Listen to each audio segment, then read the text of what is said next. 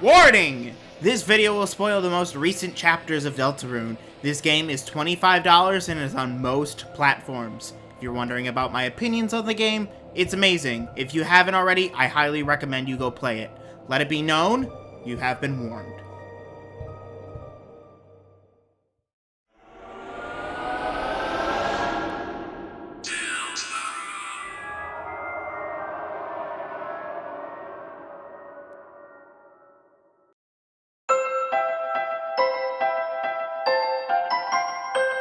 So with the release of chapters 3 and 4 of Deltarune, it has reignited something deep within me, something I haven't felt in a really long time, an absolute burning, unyielding passion for a singular game that has caused a hyperfixation that will not quit.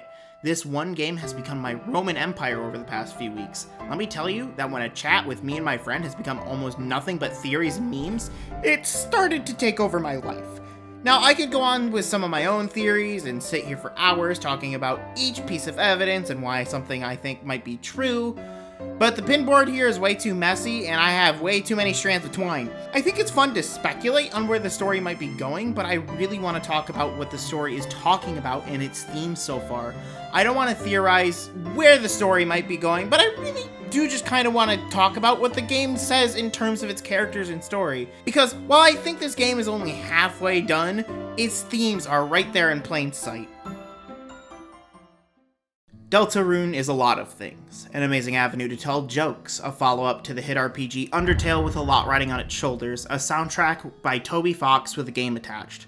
But most importantly, it's a story about fantasy versus reality, a game about choices and how that affects the people around you, a game about friendship, hope, and destiny. I feel like it's quite obvious that Toby is wearing his inspirations on his sleeve with this game, while also being very, very Toby. The story feels very classic JRPG, but with a modern twist. A lot of old school JRPGs are very clear that their stories are about destiny, never giving up, friendship, and being just wonderfully weird. Every character feels wonderfully fleshed out with something going on for each one of our main party members. A good place to start talking about the cast, I think, would be to start talking about the character we control throughout most of the game. We'll start off with our main protagonist, Kris. A lone human living in a small town of monsters, Kris is the outcast, called weird by many of the characters in town, always seeming to be on the edge of society. They don't have very many friends, and when we start the game, they are actively being bullied. Kris's home life isn't much better. Their family is scattered apart either by divorce or by distance, and their classmates really don't seem to get along with them either, except for maybe Noelle. But after the first chapter, things really seem to start looking up for Kris. They made friends, and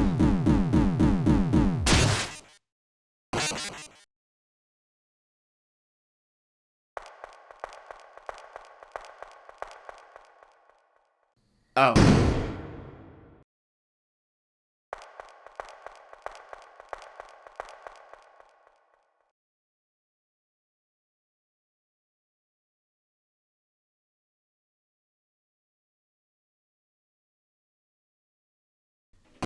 Yeah, that's the other thing about Kris. They are not in control. We are. You might be controlling Kris, but you are not Kris. Kris is your unwilling puppet through the whole game, unless they throw you out by ripping the soul out of their body. The game makes it very obvious as well. Through dialogue choices you can make, Kris does everything in their power to make the choice never one-to-one with what you would want. For example, at the end of Chapter 2, Susie asks Kris who they would take to the festival happening in town that weekend, Ralsei or Noelle. When you choose either of them, Kris says it in a confused manner, but if you choose to say Susie, there's no comment on how they said it. Kris has their own agency that the players are overwriting. The game is littered with a bunch of small interactions like this as well. But in Chapter 4 is where we get the most characterization for Kris so far. Throughout the game, you can walk up to pianos, something we're told Kris loves to play, but when you interact with it, they do nothing but plunk one note. But in Chapter 4, when the soul is out of the body, you can hear Kris play for the first time.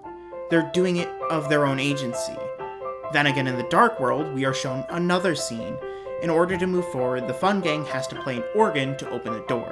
There's a lot of notes. You can play the notes yourself if you are good enough, but most players will end up with a different scene. After being spurred on by Susie and Ralsei, Kris takes control once again to play the organ.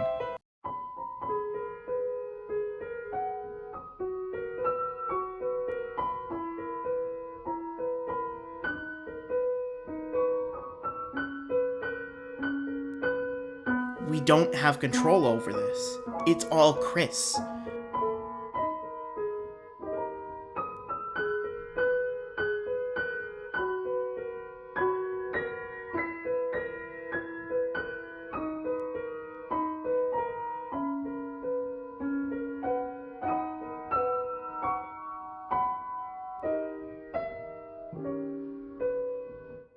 In chapters 3 and 4, there are more scenes of Kris doing stuff with us not in control, giving us a glimpse of who the person we're controlling is. Kris is a weird kid. They love playing the piano, they love their friends and family, but they also try to summon a demon with Caddy. They adore scaring Noelle, and they love being a troublemaker, but they're also lonely. They're the only human in a town full of monsters. They feel like they don't fit in. They used to wear a pair of horns and wish to grow up to look like the rest of their family. They are a quiet kid.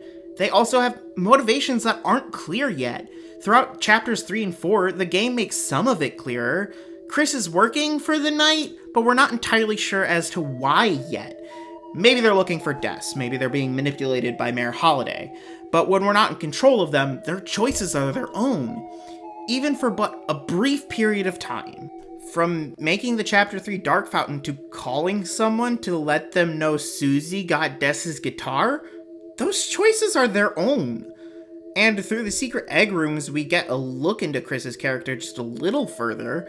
There's something Kris is clearly repressing. The eggs are given to us by someone known as the Forgotten Man, stating that we will forget him. But also, in Chapter 4, the secret egg room is in a hospital, specifically art therapy. While drawing, Kris keeps trying to draw something, but physically can't. So they draw the tree the Forgotten Man stands behind, thus giving us the egg. Whatever is going on in Kris's life outside of us, it is clear that they are hiding something traumatic. Several characters point out that Kris yearns for freedom. Spamton states it several times over the course of Chapter 2. Ram in Chapter 3 states that Kris is looking for freedom from Tenna's game, to do what they really want to do. It's also leaning into the overall theme of your choices not mattering. We are given an illusion of what we think is a self-insert character at the start of the game. We are told to make a vessel, and if you've played Undertale before this, you think Kris is going to be like Frisk, a character you can imprint yourself upon. But you can't. Kris has their own free will, their own thoughts, feelings, and wants. We don't even know what it all is at this moment in time either. Kris is working with the villains of this game to get something, whether that be to find something or get rid of us. Whatever their motivations are, it's not clear at the moment, but Chapter 3 and 4 did give us clues.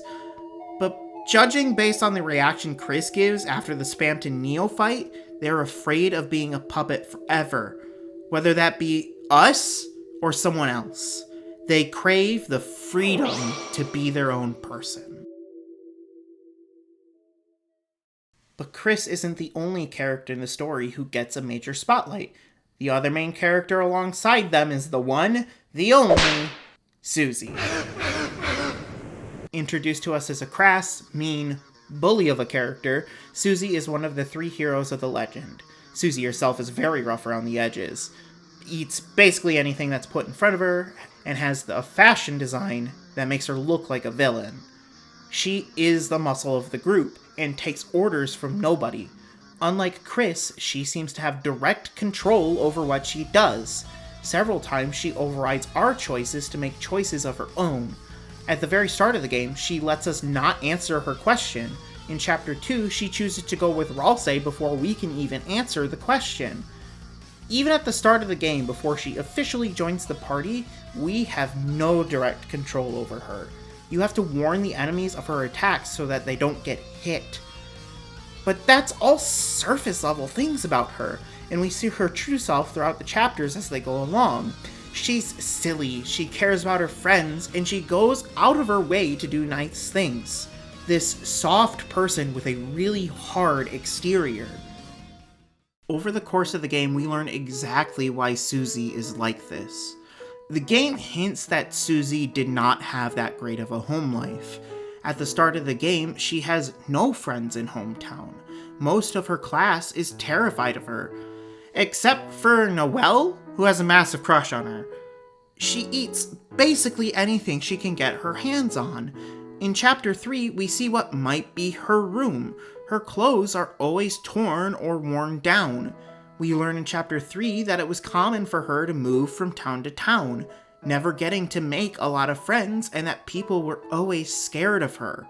In Chapter 4, we learn that when she tried to play the piano, people scolded her and never really gave her a chance. They then turned around and let someone else play the piano, so in anger, she went back and she smashed it.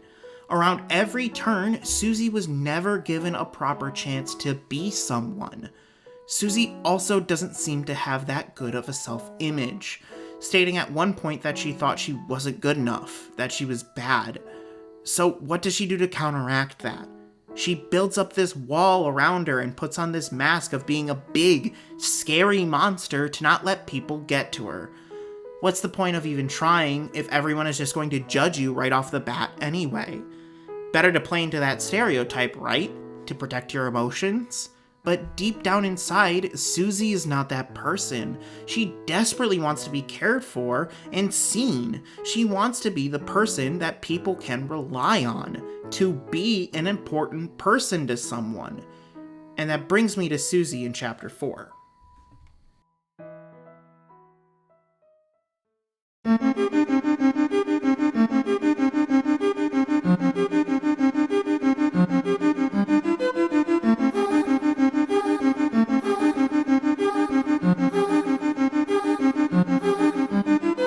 Bear with me for a moment as I really want to go into the impact that Chapter 4 had for Susie. At the end of Chapter 3, the whole tone of the game gets flipped on its head with the introduction of the knight. They wipe our party and take one of the strongest characters we know from Undertale captive and gets away. Susie feels responsible as one of the few people who can save Undyne. So Kris and Susie spend a bit of the chapter trying to figure out how to get into the shelter that Undyne was taken in. So after church, they walk around town trying to get clues. You can go to the diner if you stole Asriel's $5 and have a very heartwarming scene between her and Kris. And going into the holiday house, you get a lot of cute scenes with Noelle and Susie. We also get to see her putting her will out there once again and basically shoving the fact that she was going to the festival with Noelle in Carol's face. But the real meat of the chapter comes when you get to the Dark Worlds. Scattered throughout the sanctuary is the prophecy, the true form of the legend that Ralsei told us in Chapter 1, with every little detail.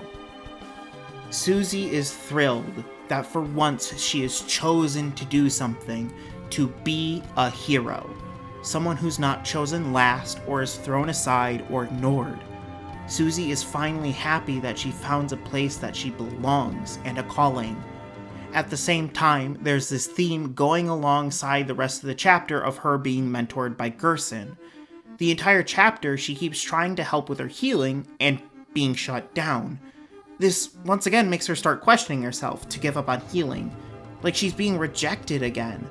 But the old man keeps pushing her, teaching her in a way that gives her more confidence to do what she needs to do, to be a hero, to stop giving up on herself and believe in her own power, to show that she has worth and power. The secret boss of the chapter is just a one-on-one between her and the old man, where he shows her that she is the one to write her own future. Susie desperately wants to be wanted, to have a place where she belongs. Her entire story so far has been about finding that place to belong, and by using her own powers to rewrite her own story. Thus, we meet our final party member and lone prince from the dark, Ralsei, who is a very interesting character in the grand scheme of things. Introduced to us as a very mysterious character, a cloaked figure who hides behind a hat. He is shrouded in this aura of mystery from the start. He seems to know things well beyond what he should know. He calls out game mechanics by name. He acts as the tutorial character and a guide to the Dark Worlds for the fun gang, constantly able to give helpful hints and help solve puzzles. An exposition character to give lore when needed about how the Dark Worlds work or where to go next. A soft, fluffy goat boy that doesn't want anyone to come to harm. Ask Kris and you, the player, not to fight, to be kind. Constantly wishes to help others get what they desire. He even opens up Castletown for all the Darkners you recruit across the game. He is endlessly selfless. His only goal is to make others happy, not thinking about himself in the slightest. That's not healthy. Before chapters 3 and 4, Ralsei himself did not get much character development. He was just how I described him before, a mysterious goat boy who was overly kind to a fault. Maybe he was hiding something more than what we knew. Maybe he was secretly evil. But after chapters 3 and 4, the whole idea got flipped on its head. Ralsei has no self-worth.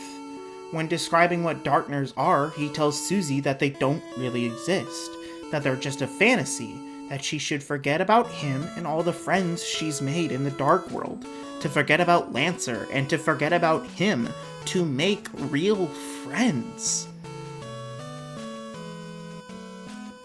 He never once considers himself or his feelings as being something worth anything. After all, he's just an object, something to bring Lightners joy and then be thrown away when they are done with them. Until chapters 3 and 4, I never really noticed how much he was throwing away his own thoughts and feelings for others. If you attack the dummy in the tutorial battle, he suggests that you attack him. It's always, if that's what you think is best, or, what do you want?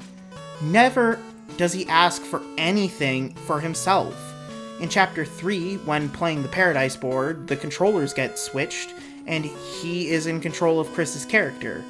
He really doesn't know what to do because he never leads, only follows.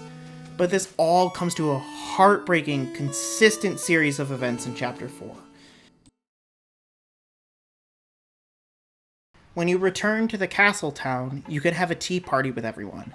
He states that he has never once eaten the cakes he's made because he never made it for himself. It was just for Kris and Susie. When being finally able to go into his room, you're greeted with nothing. The room is empty. No bed, no decorations, nothing. Why put anything in the room if he didn't think he deserved it in the first place? If his purpose is only to make Lightners happy, why would there be a reason for him to have anything? He even states that he has no hobbies, that he did it just to make other people happy. After making it to the church's dark world and meeting it back up with Ralsei, it is clear that he's being a little extra strange. He's being more hesitant and cagey. Everything he says has a bit of dourness to it, like he's desperately trying to avoid something or hide something. That's because he is. After making it through the second Dark World, Susie confronts him on his actions, questioning why he's acting so weird. Then he finally breaks down. He's burdened with so much knowledge that it hurts him. The entirety of the prophecy, how every Dark World works, how everything is supposed to go down. He's burdened with all this knowledge that he just doesn't know what to do with. He doesn't know how he should act or what to say at any point in time. Everything that has happened, everything that will happen, he has this vast knowledge of it, and it scares him. At the end of the chapter, we see why.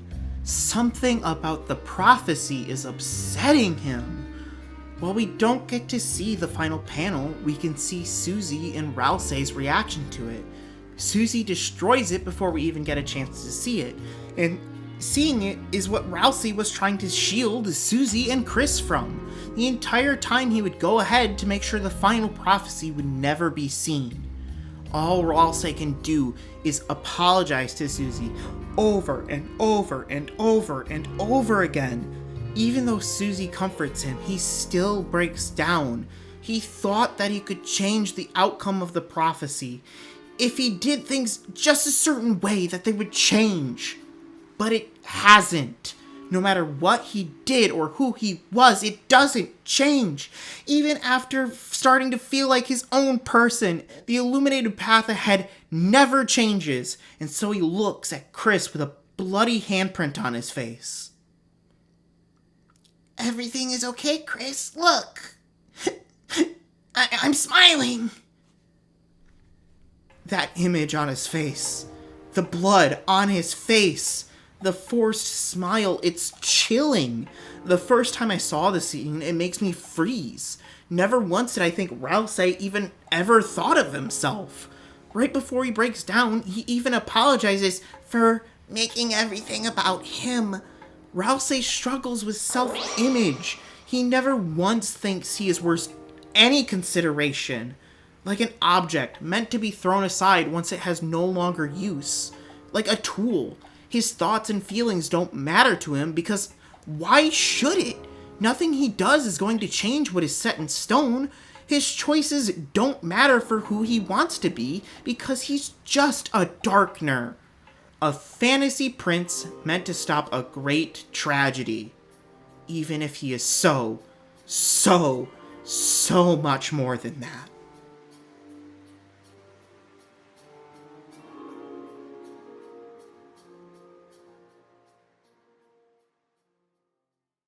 There is another character who may be just as important as the rest of the fun gang is right now, and that is Noelle Holiday. A shy, timid deer girl in Kris's class. She is Kris's childhood friend and next-door neighbor. She excels academically and is loved by everyone in her class, and is the daughter of the mayor of the town. In all regards, she's the typical girl next door, but things are not going that well for her at the moment. Her dad is in the hospital, her mother seems controlling and distant, and her sister has been missing for a long time. But she is generally still a cheerful girl, willing to help out at any time. We don't get a lot of her until chapter 2. During this chapter, it is shown that Noelle has a problem with saying no and having control over her own life. Queen mirrors that relationship to her mother in her own way. Queen wants to control her every action, tell her what to do and how to feel. She dotes on her Noelle like her own daughter. So the story for Noelle in this chapter is learning how to fight back against that and take little control for herself. And that theme comes back in chapter 4, showing us that her mother is overbearing and controlling. While Noelle's obstacles are clearly set up for her to overcome, we haven't seen enough of her to fully gauge the scope of her story in the normal route. In chapter 2, with Noelle in the party, you can do very specific things to make a huge change in the story. You can spend time leveling her up, giving her a ring, and freezing a bird. This is what we call the weird route. This route expands a little bit more on Noelle's problems with control in a much darker light. Throughout the route, you are giving orders to Noelle to freeze enemies. She has to get stronger, right? You force this girl to freeze everything in sight. You force a ring on her finger that causes her to lose HP. You tell her to kill a friend. And I say you because that is not Kris. It is specifically stated that is you, the player. Chapter 4 hammers this home, that you are the one in control of the situation. Noelle takes Kris up to her room to talk to them privately. She states everything that happened the night before, how Kris came over and took the thorn ring out of their finger and said it was all a prank, and that how Berdly would get better. But Kris tries their hardest to stop her from talking and letting us hear. But it's too late. We were already there. This scene where you force the thorn ring back onto Noelle's finger, taking away her agency once again, is horrifying. Something that a lot of horror games don't even do to me and disturb me to the bone. The weird route so far is a story about an abusive relationship, about abuse of power and the lack of agency and coercion, about stealing away Noelle's agency and taking it for your own. Noelle's story is also about overcoming that and being your own person in the normal route and being able to make your own choices. But the weird route takes that story about learning to stand up for yourself and letting your choices be your own to a story where all your choices are stripped from you. Between the weird route and the normal route of the game, Noelle's story hits very close to home for me. The ability to choose for yourself is something that is shown that Noelle doesn't have a lot of. While she does rebel here and there, like having Kris and Susie over in Chapter 4, it is still very clear that she has a long way to go to gain control over her own autonomy. But she does make strides becoming her own person. After you close the fountain in Chapter 2, if you go and visit her and her dad in the hospital, you can see that she is making progress. When her dad asks to hand over the game that they were playing so that he can beat something for her, she puts her foot down and states that she can do it. She is learning to take control with her own hands. And I think that going forward, her story is going to be a lot about control and how to be in control and take control over your own life. I think that's all the characters I really wanted to... Okay, fine. Let's talk about Berdly. This little bluebird seems like a joke of a character right off the bat. A joke about nerds who will be so far into themselves that they're just insufferable. It seems like the game doesn't even take him that seriously either. The talk sprites are all weird and distorted, he's constantly the butt of jokes, and outside of Chapter 2 and a few scenes in other chapters, he has almost no focus. But why did I bring up Berdly here of all places? Well, I think there's something a bit deeper to Berdly than a lot of people seem to give him credit for. Berdly has an overinflated sense of ego. He's full of himself, and he thinks he's the greatest gift to hometown. He constantly brags about how smart he is, how good at games he is, how he's the most desirable monster in all of hometown. I mean, look at the statue he made of himself. Rippling muscles, a diaper that says IQ on it, Crocs in sport mode, and nipples. This boy cannot think of himself as anything less than perfect. Mistakes are not an option to him. He can't lose to you. You are not smart enough. You can't outsolve him in puzzles. You are too dumb for those. Berdly needs to be this perfect little creature, to never let anything beat him, to never let him be the player too. Berdly needs to learn that it's okay to not be perfect. This complex all started when he was young and won a spelling bee. The amount of praise and admiration he received went straight to his head. But that need for the spotlight, that want to be admired, it pushed him too far. If he is anything but perfect, it is a failure. While he doesn't learn this lesson fully after leaving the dark world, he does change a bit. He shows that he does want to be friends with Kris and Susie, even if it is through his own smug emo. Also, this bird does not care who you are. If you show interest in him, romantic at all, he will find you and he will romance you. I'm interested to see where this story goes in future chapters, or if he'll just stay a background character outside of Chapter 2. I do think he has room to grow as a person, to learn that it's okay to not be perfect, to learn that it's okay to fail, to run into that wall and fail and be you, and be genuine. But he's got a long way to go, and I really hope he shows more outside of Chapter 2. At the very start of the game, you are told something. No one can choose who they are in this world. This one phrase sets up the first major theme of the game. Your choices don't matter. What you do does not change who you are. The game reinforces it through Susie taking away your choice to respond at the start of the game when she's bullying Kris. Your choices don't matter. You do not have control over your actions. You do not have the freedom to be who you want to be. If nobody likes you, your choices won't change that. No matter what you do, you can never have a perfect outcome. Your life is set in stone, and there is only one ending.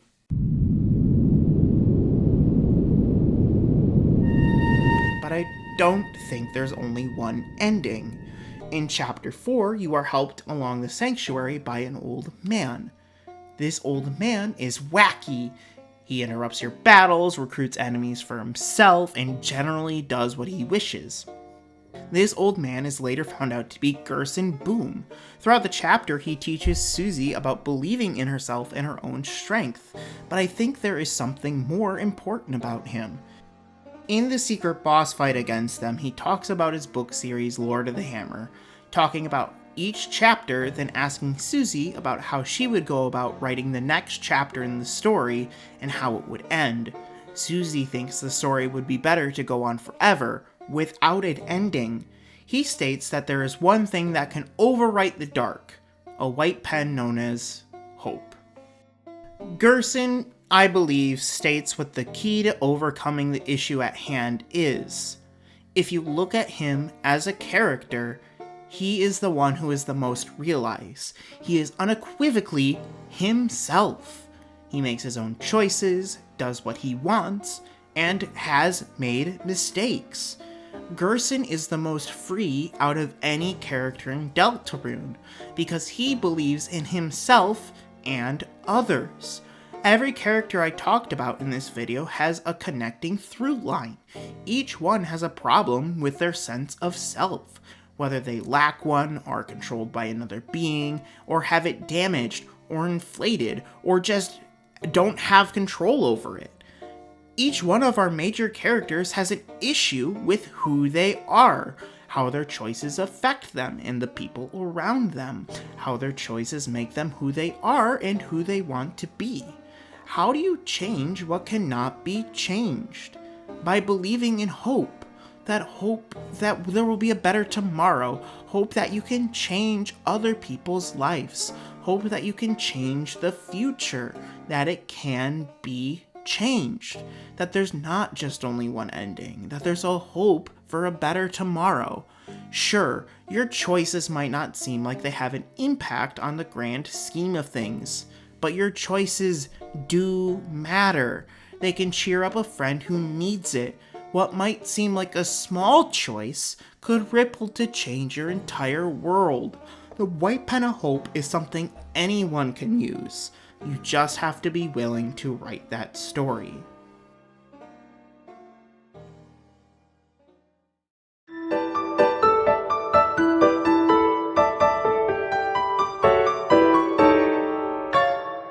While Deltarune has not yet concluded, I can feel its claws digging deep into my heart.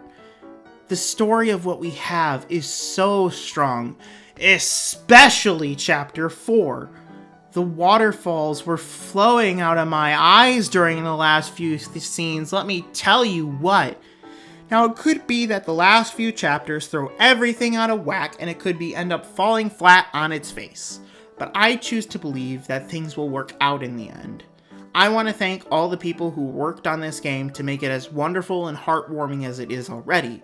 Deltarune is really something special. It is a once-in-a-lifetime experience that is going to be very, very hard to replicate. But I do have just one small request to the team. I think this request is decently reasonable. I need more. I want more. It hurts to wait. My brain can't stop thinking about the game, and I need more to satiate my ever-growing hunger in my head, Toby. Toby, please, I need more Deltarune. I want more Deltarune on my plate now. Give it to me. Yum, yum, yum, yum, yum. Please, I want more Deltarune. Deltarune, Toby, please, please, please, please, please, please. Hey, thanks for making it to the end of the video. If you really like this video, go ahead and subscribe. Go ahead and tell me in the comments below what's your favorite Deltarune character? What's your favorite song from the soundtrack? What do you think is going to happen next?